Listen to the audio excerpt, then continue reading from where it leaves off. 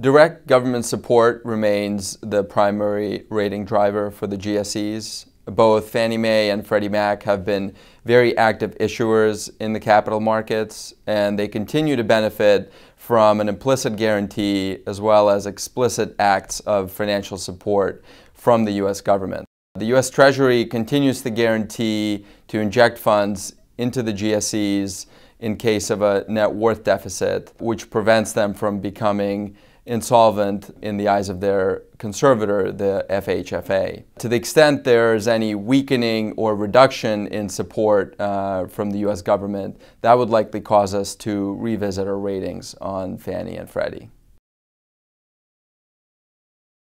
We think there's substantial capacity left under the Treasury's funding agreement. Fannie Mae has approximately $125 billion, and Freddie Mac has about $150 billion, less any net worth reported for full year 2012, which we'll see in the next couple of weeks. Financial performance at the GSEs has improved, which reduces the need for funding, for additional funding.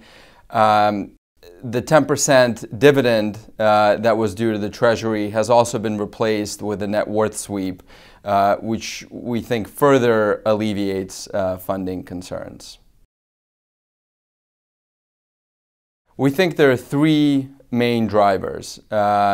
Recent vintage books of business are very high quality relative to historical standards, and the fees and net interest income earned on those books of business is starting to outpace some of the losses that the GSEs are taking on the legacy books of business. And so the newer vintage books since 2009 represent approximately 60% of the GSEs' overall portfolios. The second one is improving house prices and the GSE's active pursuit of rep and warranty claims against the originators are both serving to improve recoveries on the legacy books of business.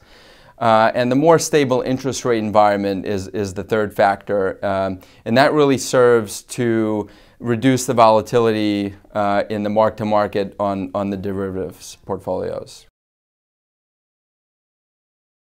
We think that in the current environment, the political appetite for significant reform of the GSEs and the housing market in general remains limited. And there are a couple of reasons. We think the politicians in Washington have a pretty full agenda, as articulated by our Sovereigns Group.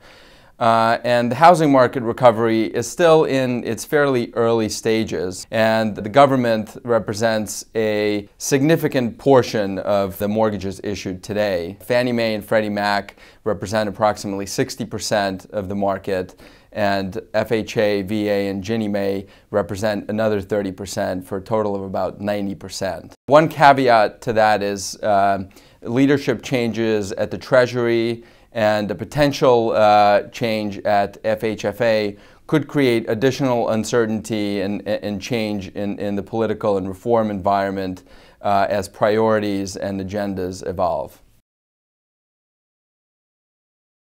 There are two primary types of private investors in the mortgage market. You have bank balance sheets and private label securitizations. U.S. banks have somewhat increased appetite for mortgage loans over the last several periods. However, we think that in general there's a limited amount of room on their balance sheets to house mortgage loans. The primary reason is interest rate risk, particularly when it comes to 15- and 30-year fixed-rate mortgages. Private label RMBS issuance still remains a tiny fraction of agency issuance today, although it has increased over the last several quarters and continues to increase.